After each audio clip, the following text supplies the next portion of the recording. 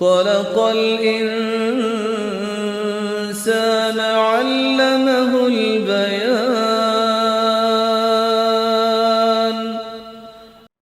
نحمده ونصلي على رسوله الكريم اما بعد فاعوذ بالله من الشيطان الرجيم بسم الله الرحمن الرحيم رب اشرح لي صدري ويسر لي امري واحلل عقدة من لساني يفقهوا قولي. ترجمہ: الذین، وہ لوگ، اذا، جب، اصابتہم، پہنچتی ہے ان کو، مصیبتن، کوئی مصیبت، قالو، وہ کہتے ہیں، انا، بے شک ہم، للہ، اللہ کے لیے ہیں، وَإِنَّا، اور بے شک ہم، الیہ، اس کی طرف، راجعون، لوٹ کر جانے والے ہیں یا پلٹنے والے ہیں. اولئک، یہی لوگ، علیہم، ان پر، صلوات، نوازشیں ہیں، رحمتیں ہیں، من ربہم، ان کے رب کی طرف سے، ورحمت، اور رحمت، واولئک، اور یہی لوگ، ہم، وہ، المہتدون، ہدایت پانے والے ہیں. ان، بے شک، الصفا، صفا، والمروۃ، اور مروہ، من، سے، شعائر اللہ، اللہ کی نشانیوں میں سے ہیں.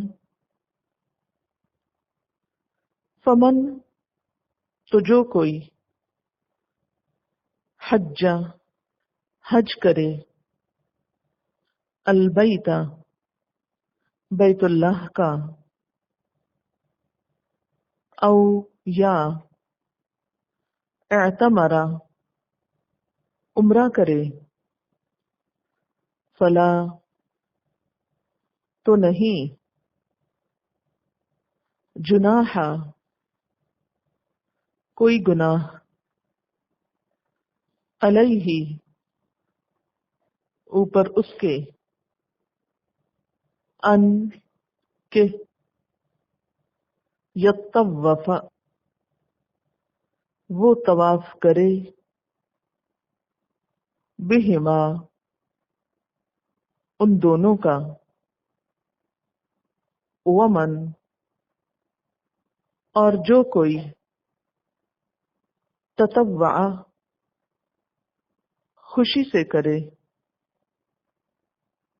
خیرن، کوئی نیکی، فإن اللہ، تو بے شک اللہ تعالی، شاکرن، قدردان ہے، علیم، جاننے والا ہے. ان الذین، بے شک وہ لوگ، یکتمون، وہ چھپاتے ہیں، ما، جو، انزلنا، نازل کی ہم نے، من البینات، روشن نشانیوں میں سے، روشن دلائل میں سے، والہدا، اور ہدایت میں سے، من بعد، اس کے بعد ما جو بینا ہو بیان کر دیا ہم نے اس کو للناسی لوگوں کے لیے فی الکتاب کتاب میں اولئک یہی لوگ یلعنہم اللہ لعنت کرتا ہے ان پر اللہ ویلعنہم اور لعنت کرتے ہیں ان پر اللاعنون لعنت کرنے والے. اتنا ہی کافی. الذین وہ لوگ اذا جب اصابتہم پہنچتی ہے ان کو، اصابہ صاد واو بے اس کا روٹ ہے، تیر کا ٹھیک نشانے پر لگنا. یہاں کیا مراد ہے کہ اللہ تعالی کی طرف سے بندے کو کسی مشکل کا پہنچنا. صائب درست کو بھی کہتے ہیں نا، صائب الرائے. مصیبتن مصیبت اس کا روٹ بھی وہی ہے جو اصابت ہم کا ہے. ہر ناگوار حادثے اور ناخوشگوار چیز کے لیے استعمال ہوتا ہے، کیونکہ مصیبت بھی ایسے ہی آ کے لگتی ہے نا جیسے تیر نشانے پہ جا کے لگتا ہے. جس کو پہنچنی ہوتی وہیں آتی ہے، دوسرے کو نہیں جاتی. قالو تو وہ کہتے ہیں انا للہ بے شک ہم اللہ کے لیے ہیں، وانا الیہ راجعون اور بے شک ہم اسی کی طرف لوٹ کر جانے والے ہیں. اولئک یہی لوگ علیہم ان پر صلواتن نوازشیں ہیں، شاباشیں ہیں، رحمتیں ہیں. صلواتن کا روٹ وہی ہے جو صلات کا ہے، صاد لام واو اس کا روٹ ہے. اللہ تعالی کی طرف سے مسلمانوں کے لیے دعا کے معنی میں ہے. اس کا لفظی معنی ہوتا ہے نشو نما دینا، بڑھانا. یہ صلوات صلات کی جمع ہے، کسی چیز کی طرف بڑھنا. تو نماز خود اللہ کی طرف بڑھنے کا نام ہے، اور اللہ کی طرف سے بندے کے لیے صلوات ہوں تو کیا معنی ہے کہ اللہ تعالیٰ اپنی رحمت کے ساتھ بندے کی طرف بڑھ رہا ہے. من ربہم ان کے رب کی طرف سے، ورحمت اور رحمت، واولئک اور یہی لوگ ہم المہتدون وہ ہدایت یافتہ ہیں. ان الصفا بے شک صفا والمروہ اور مروہ دو پہاڑیوں کے نام ہیں. من شعائر اللہ اللہ کے شاعر میں سے ہیں. شاعر جو ہے یہ شعیرت ان کی جمع ہے، نشانی. ایسی علامات جنہیں دینی لحاظ سے حرمت کا مقام حاصل ہو، جو حقیقت کا احساس دلانے والی ہو. ایسی علامات جو انسان کے اندر شعور پیدا کر دیں. ادب کی چیزیں، مقامات، علامات. تو شاعر اللہ کیا ہوا؟ وہ علامات جنہیں اللہ تعالیٰ نے قابل احترام قرار دیا ہے، یعنی وہ چیزیں جو ہمیں اللہ کی یاد دلاتی ہیں اور اللہ تعالیٰ نے ان کا احترام کرنے کا ہم کو حکم دیا ہے. تو یہاں صفا مروہ کو کہا گیا شاعر. اس کے علاوہ آذان، مسجد. شعیرہ کا روٹ آپ دیکھیے کیا ہے، شین این رے، شار. شار کس کو کہتے ہیں؟ بال کو. تو شعور کیا ہے؟ انسان کی سمجھ جو بال جیسی باریک ہو، یعنی بہت باریک سمجھ. تو اس سے شعور کا بھی ایک ریلیشن شپ ہے شاعر کے ساتھ. وہ نشانیاں، وہ علامتیں، وہ چیزیں جو انسان کے اندر کسی خاص چیز کا شعور پیدا کریں، احساس پیدا کریں. اور شاعر اللہ جب یہ بن گئی تو مراد یہ وہ ساری چیزیں جن کو دیکھ کر اللہ کی یاد آئے اور جن کا احترام پھر اللہ تعالیٰ نے ہم پر واجب کیا ہے. فمن حج البیت تو جو حج کرے بیت اللہ کا، او اعتمر یا عمرہ کرے، فلا جناح تو نہیں کوئی گناہ، علیہ اس پر، ان یطوف کہ وہ طواف کرے، بہما ان دونوں کا. ومن تطوع اور جو خوشی سے کرے گا، خیرن نیکی، فإن اللہ تو بے شک اللہ تعالی، شاکرن قدردان ہے، علیم علم والا ہے. ان الذین بے شک وہ لوگ یکتمون جو چھپاتے ہیں ما انزلنا جو نازل کی ہم نے من البینات روشن نشانیوں میں سے والہدا اور ہدایت میں سے من بعد ما بیناہ للناس اس کے بعد کہ ہم نے بیان کیا اس کو لوگوں کے لیے فی الکتاب کتاب میں اولئک یہی لوگ یلعنہم اللہ لعنت کرتا ہے ان پر اللہ ویلعنہم اللاعنون اور لعنت کرتے ہیں ان پر لعنت کرنے والے. تو لعنت کا روٹ ہے لام عین نون. کسی کو ناراضگی کی بنا پر اپنے سے دور کر دینا، دھتکار دینا. تو اللہ تعالیٰ کی طرف سے جب کسی انسان پر لعنت ہوتی ہے تو اس کا مطلب کیا ہوتا ہے کہ وہ اس کی رحمت اور توفیق سے دور ہو گیا. اور آخرت میں لعنت کا کیا مطلب ہے کہ وہ سزا کا مستحق ہو گیا.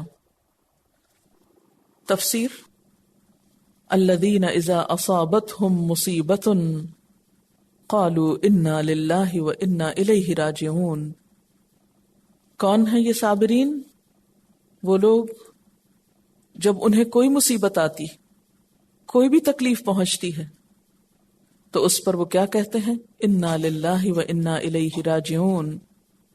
بے شک ہم اللہ کے لیے ہیں اور اسی کی طرف لوٹ کے جانے والے.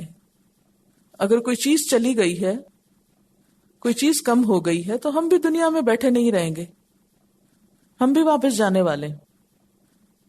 سب اللہ ہی کا دیا ہے، اگر وہ واپس لے لیتا ہے تو ناراضگی کس بات کی؟ ہمیں خود بھی تو جانا ہے. تو بندہ مومن کسی چیز کے جانے کے موقع پر اپنے واپس جانے کو یاد کر لیتا ہے تو اس کو پھر چھوٹی چھوٹی چیزوں کا نقصان بھول جاتا ہے. حضرت حسین بن علی رضی اللہ تعالیٰ عنہ سے مروی ہے کہ آپ صلی اللہ علیہ وسلم نے فرمایا، جس کسی مسلمان مرد یا عورت کو کوئی مصیبت پہنچے اور جب بھی اس کو یہ تکلیف یاد آ جائے تو انا للہ پڑھے تو اللہ تعالیٰ اس قدر ثواب لکھ دیتا ہے جتنا پہلے دن کے صبر اور انا للہ پر لکھا گیا تھا، اگرچہ اس مصیبت کو کتنا ہی زمانہ گزر گیا ہو. یعنی انا للہ پڑھنا صرف اسی وقت نہیں جب مصیبت آئے، بلکہ جب کبھی بعد میں بھی یاد آئے تو یہ پڑھ لینا چاہیے، تو اتنا ہی اجر ملے گا جتنا پہلے دن پڑھنے پر ملا تھا. تو یہی صبر کی عملی صورت ہوتی ہے کہ جب مصیبت آتی ہے تو ان کا رویہ کیا ہوتا ہے؟ اللہ تعالیٰ کی طرف رجوع کرتے ہیں. تو ایسے ہی لوگوں کے لیے اولئک علیہم صلوات من ربہم ورحمہ، انہی لوگوں کے لیے نوازشیں ہیں ان کے رب کی طرف سے اور رحمت ہے، دنیا میں بھی اور آخرت میں بھی. اس کے بارے میں امام زین العابدین فرماتے ہیں کہ جب اللہ تعالیٰ سب کو میدان حشر میں جمع کرے گا تو ایک منادی آواز دے گا کہ صبر کرنے والے کدھر ہیں؟ حساب سے پہلے ہی یہ جنت میں جائیں گے. یہ سنتے ہی ایک گروہ اٹھ کھڑا ہوگا، فرشتے ان سے پوچھیں گے کدھر چلے؟ یہ کہیں گے جنت کی طرف. فرشتے کہیں گے ابھی تو حساب ہی نہیں ہوا. وہ کہیں گے جی ہاں ہم صابرین میں سے ہیں. فرشتے کہیں گے تمہارا صبر کیا تھا؟ یہ جواب دیں گے ہم مرتے دم تک اللہ کی اطاعت پر اور اس کی معصیت سے رکنے پر صبر کرتے رہے، یعنی گناہوں سے رکنے پہ صبر کرتے رہے. پس کہا جائے گا جاؤ جنت میں، عمل کرنے والوں کا اجر بہت اچھا ہے. تو یہ خوشخبری ہوگی ان کے لیے کہاں؟ آخرت میں، کہ ان کو بغیر حساب کے جنت میں بھیجا جائے گا. اب دیکھیں کہ جب مصیبت آتی ہے تو دو رویے ہو سکتے ہیں. ایک رویہ تو یہ کہ انسان اس وقت چیخنا چلانا شروع کر دے، حال دہائی مچائے اور جو منہ میں آئے بولتا چلا جائے اور شور مچائے. ایسا کرنے سے کبھی مصیبت کم ہوئی؟ آپ جتنا مرضی چیخ چلا لیں مصیبت تو نہیں کم ہوگی. اور ایک یہ کہ صبر و استقامت کے ساتھ باوقار انداز میں آپ اس کو برداشت کریں اور اس کے ازالے کے لیے کوشش کریں. یہ نہیں کہا گیا کہ اسے دور نہ کرو اور سہتے ہی رہو، لیکن باوقار انداز میں. مگر عموماً مصیبت کے آنے پر ہم اسے بھول جاتے ہیں اور بسا اوقات چھوٹی سی تکلیف ہوتی ہے ہم اس کو رائی کا پہاڑ بنا دیتے ہیں، شور مچا کے ساری دنیا کو اپنی طرف متوجہ کرتے ہیں کہ ہم سے زیادہ مظلوم کوئی نہیں. اور ایسا کرنے سے دنیا میں بھی عزت جاتی ہے انسان کی.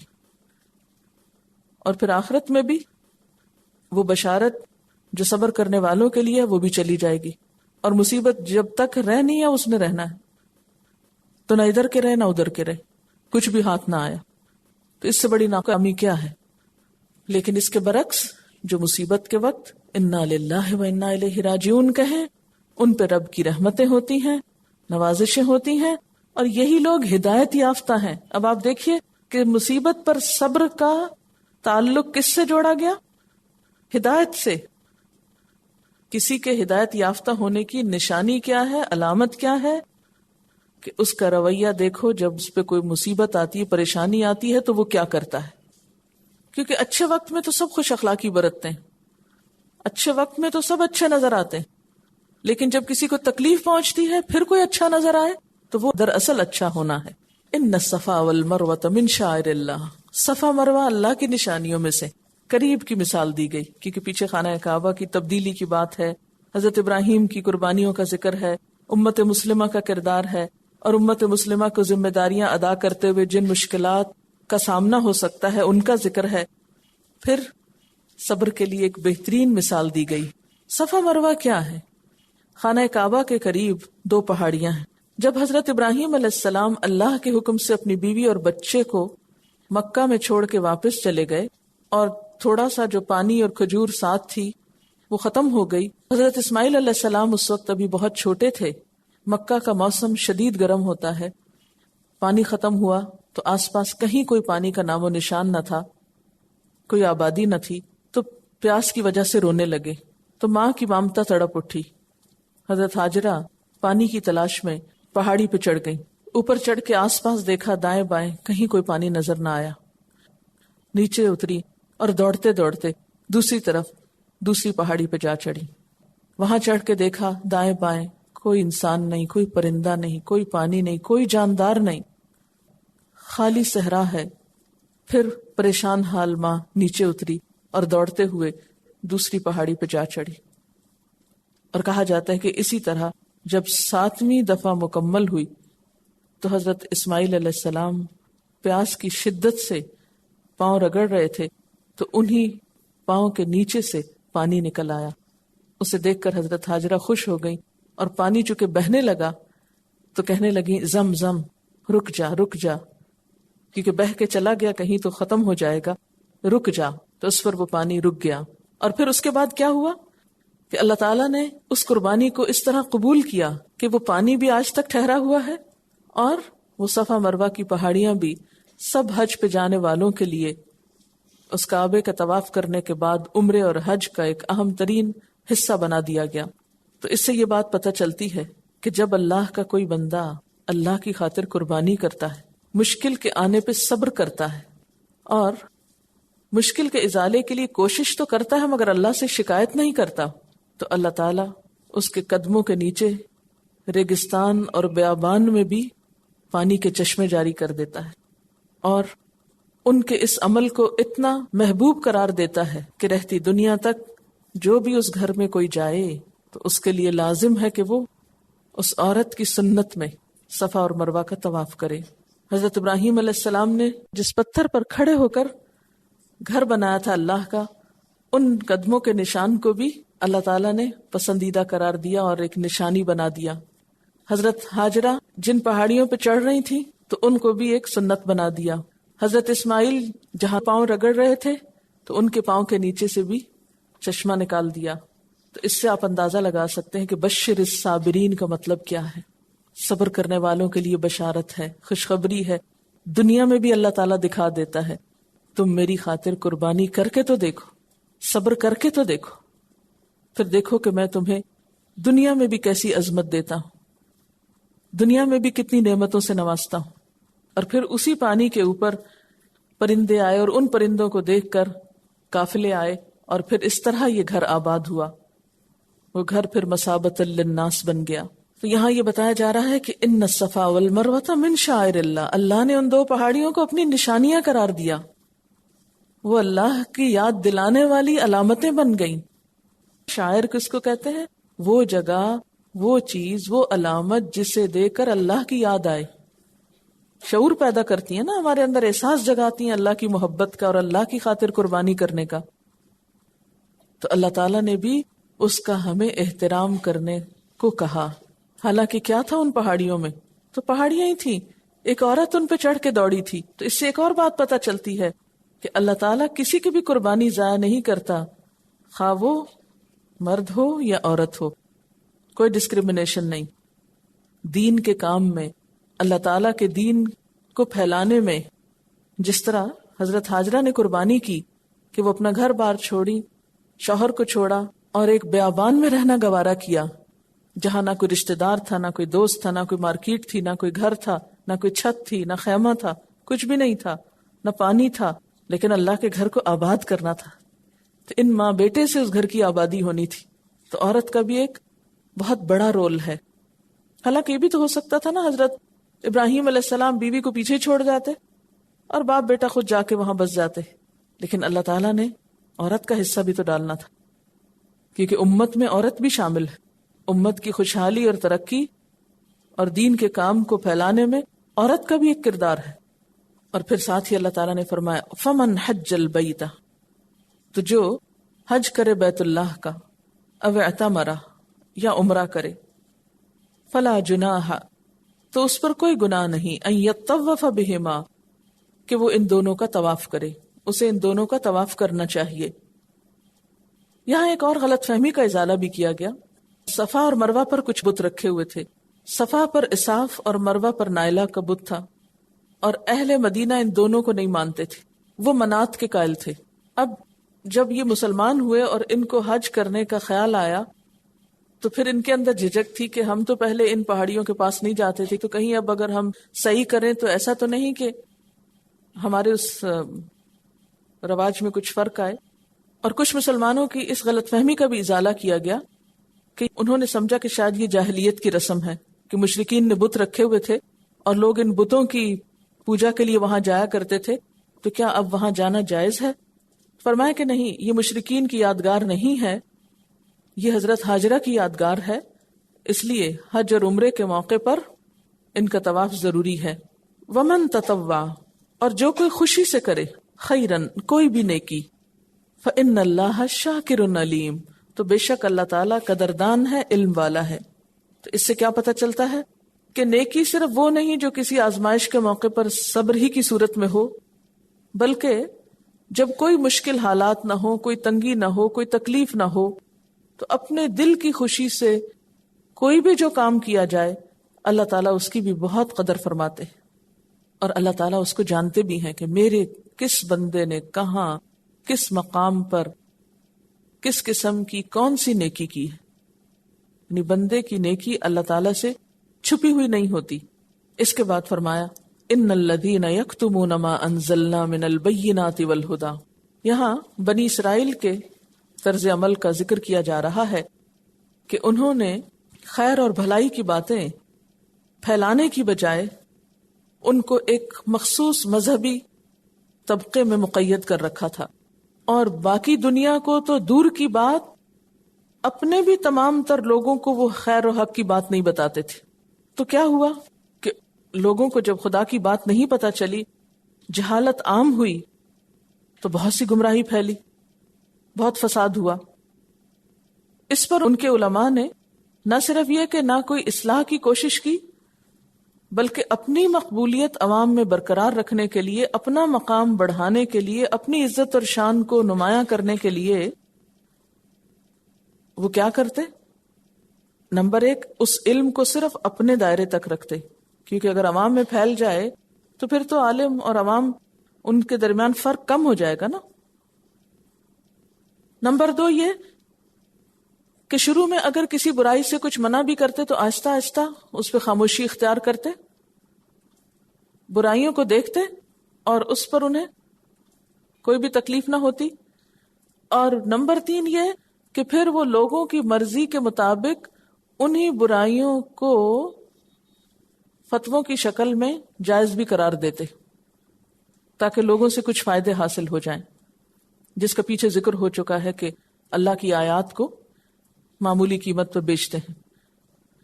تو اس حرکت سے مسلمانوں کو بچنے کی تلقین کی جا رہی ہے کیونکہ امت مسلمہ کا کام کیا ہے؟ امت مسلمہ کی ذمہ داری کیا ہے؟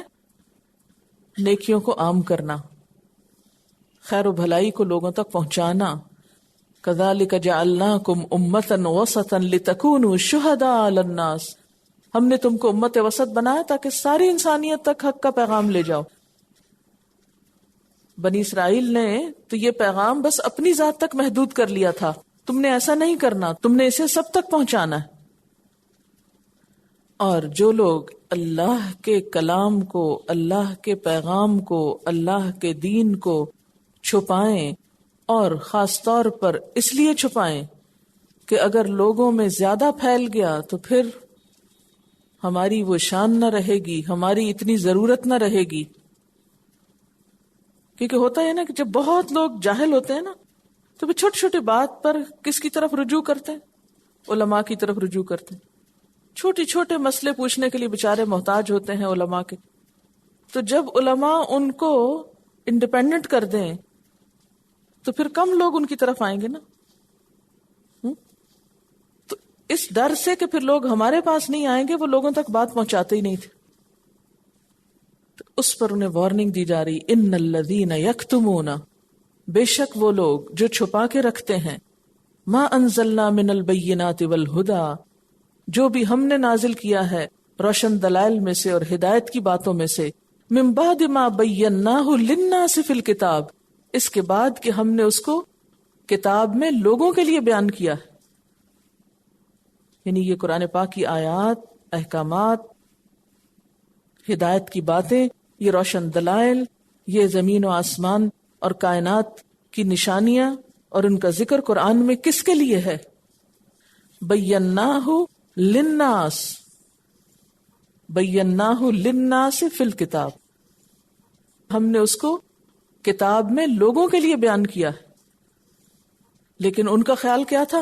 نہیں، یہ الناس عوام کے لیے نہیں ہے، یہ تو بس چند مخصوص لوگوں کے لیے، یہ تو صرف علماء کے لیے.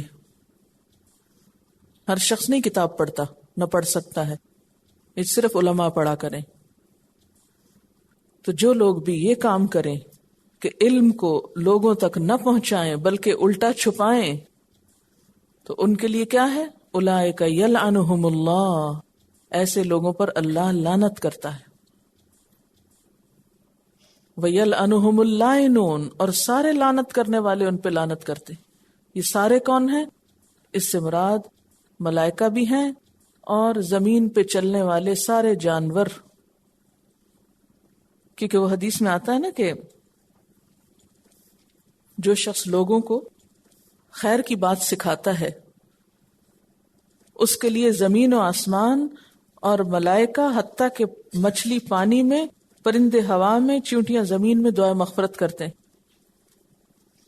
سمجھ میں آئی ہے حدیث؟ کہ جو شخص لوگوں کو بھلائی کی بات سکھاتا ہے اس کے لیے آسمان بھی، زمین بھی، ہوا کے پرندے بھی، پانی کی مچھلیاں بھی، زمین کی چیونٹیاں بھی، یہ سب دعائیں کرتی ہیں. کون سی دعا؟ خاص طور پہ مغفرت کی دعا، کہ اللہ اس کو بخش دے، یہ لوگوں کو بھلا کرتا ہے. اور اس کے برعکس جو علم رکھتا ہو پھر وہ لوگوں کو نہ بتائے اور لوگوں سے چھپائے کہ کہیں یہ کسی ڈیزائن کی طرح عام نہ ہو جائے، پھر ہماری اس پہ اجارہ داری نہیں رہے گی، پھر ہماری قدر گھٹ جائے گی، پھر تو سب لوگوں کو حق پتہ چل جائے گا اور ہماری غلط بیانی ظاہر ہو جائے گی. تو پھر اس پر دعاؤں کے برعکس کیا ہوتا ہے؟ لعنت ہوتی. ایک حدیث میں آتا ہے، بخاری کی حدیث ہے، من سئل عن علم یعلمہ فکتمہ الجمہ اللہ یوم القیامت بلجام من النار. حضرت ابو ہریرہ سے یہ روایت ہے کہ جس شخص سے کوئی علم کی بات پوچھی گئی پھر اس نے اس کو چھپا لیا، نہیں بتایا، قیامت کے دن اللہ تعالیٰ اس کے منہ میں آگ کی لگام دیں گے. حضرت ابو ہریرہ رضی اللہ تعالیٰ فرماتے ہیں، اگر 2 آیتیں اللہ کی کتاب میں نہ ہوتی تو میں کسی سے کوئی حدیث بیان نہ کرتا، میں نہ یہ علم کسی کو سکھاتا، کیونکہ یہ بہت بڑی ذمہ داری ہوتی ہے نا، محنت کا کام ہوتا ہے. ایک تو یہی آیت اور دوسری وَإِذْ أَخَذَ اللَّهُ مِيثَاقَ الَّذِينَ أُوتُوا الْكِتَابَ لَتُبَيِّنُنَّهُ لِلنَّاسِ وَلَا تَكْتُمُونَهُ فَنَبَذُوهُ وَرَاءَ ظُهُورِهِمْ وَاشْتَرَوْا بِهِ ثَمَنًا قَلِيلًا فَبِئْسَ مَا يَشْتَرُونَ. یہ چوتھے پارے کے 10ویں رکوع میں آیت آتی ہے. وہ کہتے تھے کہ اس بات سے ہمیں ڈر لگتا ہے کہ کہیں کوئی بات ہمارے پاس علم کی ہو اور اگر ہم اسے اپنے پاس ہی لے کے ختم ہو جائیں تو ہماری پکڑ نہ ہو جائے. لیکن اس معاملے میں حکمت سے کام لینا چاہیے. کسی کو سکھانے کی بات جہاں بہت اہم ہے وہاں یہ بات بھی ضروری ہے کہ سکھاتے ہوئے حکمت اور لوگوں کا مینٹل لیول اور ان کی ذہنی صلاحیت کو بھی سامنے رکھا جائے. کیونکہ حضرت علی رضی اللہ تعالی عنہ سے منقول ہے، انہوں نے فرمایا عام لوگوں کے سامنے صرف اتنے ہی علم کا اظہار کرو جس کو ان کی عقل اور فہم برداشت کر سکے. یعنی ہر شخص کو ہر بات بتانے کی بھی ضرورت نہیں، ہر شخص کو اتنی بات بتاؤ جس کو وہ جذب کر سکے. تو ایک عام شخص ہے، بچہ ہے چھوٹا، یا ایک سیدھا سادہ بدھو انسان ہے، اس کو بات سمجھ ہی کچھ نہیں آتی، آپ اس کے سامنے بڑی بڑی فلسفے بیان کرنے لگے تو وہ الٹا پریشان ہوگا. تو حضرت علی رضی اللہ تعالیٰ عنہ نے کیا فرمایا کہ لوگوں کو اتنا ہی سکھاؤ جتنا ان کی عقل برداشت کر سکے. کیا تم یہ چاہتے ہو کہ لوگ اللہ اور اس کے رسول صلی اللہ علیہ وسلم کی تکذیب کریں؟ کیونکہ جو بات ان کی سمجھ سے باہر ہوگی ان کے دلوں میں اس سے شبہات اور خدشات پیدا ہوں گے اور ممکن ہے کہ اس سے انکار کر بیٹھیں، یعنی ناسمجھی کی بنا پہ اس سے انکار ہی نہ کر دیں. حضرت عبداللہ بن مسعود رضی اللہ تعالیٰ عنہ نے فرمایا اگر تم عوام کو ایسی حدیثیں سناؤ گے جن کو وہ پوری طرح نہ سمجھ سکیں تو ان کو فتنے میں مبتلا کرو گے. آپ صلی اللہ علیہ وسلم نے فرمایا حکمت کی بات کو ایسے لوگوں سے نہ روکو جو اس کے اہل ہوں، یعنی جو سمجھ سکتے ہیں ان تک تو پورا پہنچاؤ.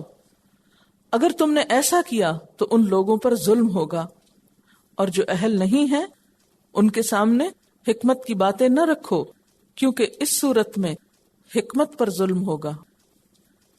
یعنی ناقدر انسان کو یا نااہل انسان کو وہ چیز نہ دو جو وہ نہیں سنبھال سکتا. تو اس سے کیا پتہ چلتا ہے کہ ہمارے دین میں بہت اعتدال ہے. کیونکہ بسا اوقات ہم اس بات کے خوف سے کہ کہیں ہماری پکڑ نہ ہو جائے کہ یہ بات ہم نے کیوں چھپائی، تو ہم ہر ایک کو ہر چیز سکھانے بیٹھ جاتے ہیں اور وقت سے پہلے بتانے بیٹھ جاتے ہیں، جس سے اور شر پھیلتا ہے. پھر یہاں پر مراد اس سے کیا ہے، پھر نتیجہ کیا ہے، کنکلوژن کیا ہے، کرنا کیا ہے کہ اللہ تعالی کی طرف سے آئی ہوئی نشانیاں، ہدایت کی باتیں جو اللہ نے لوگوں کے لیے ہی کتاب میں بیان کی ہیں ان کو لوگوں تک پہنچا دینا چاہیے. اور اس کے لیے احسن طریقے سے اور لوگوں کی علمی یا ذہنی سطح کے مطابق ان کو قرآن پاک کی تعلیم دینی چاہیے. قرآن پاک کی تعلیم کے بھی کئی لیول ہیں. ایک تو یہ کہ محض ترجمہ بتا دیا جائے ہلکا پھلکا، چند باتیں اس میں سے بتا دی جائیں. ایک یہ کہ اس کی تعلیم دی جائے. پھر ایک یہ کہ اس میں تدبر کیا جائے. پھر اس کے اندر احکامات کو مزید سمجھا جائے. تو ایک ہوتا ہے عوام کا لیول اور ایک ہوتا ہے خواص کا لیول. تو عوام کے لیول پر جو باتیں عوام سمجھتے ہیں اس طریقے سے انہیں پہنچانا بھی فرض ہے. اگر کوئی نہیں پہنچائے گا، جو جانتا ہے وہ آگے نہیں پہنچائے گا، تو اس کے لیے کیا ہے، اولئک یلعنہم اللہ، وہ اللہ کی رحمت نہیں پائے گا. اس کے برعکس کیا ہوگا، اس پہ لعنت ہوگی اور سارے لعنت کرنے والے بھی اس پہ لعنت کریں گے. وآخر دعوانا ان الحمد للہ رب العالمین. سبحانک اللہم وبحمدک نشہد ان لا الہ الا انت نستغفرک ونتوب الیک. والسلام علیکم ورحمۃ اللہ وبرکاتہ. وآخر دعوانا ان الحمد للہ رب العالمین. سبحانک اللہم وبحمدک نشہد ان لا الہ الا انت نستغفرک ونتوب الیک. والسلام علیکم ورحمۃ اللہ وبرکاتہ.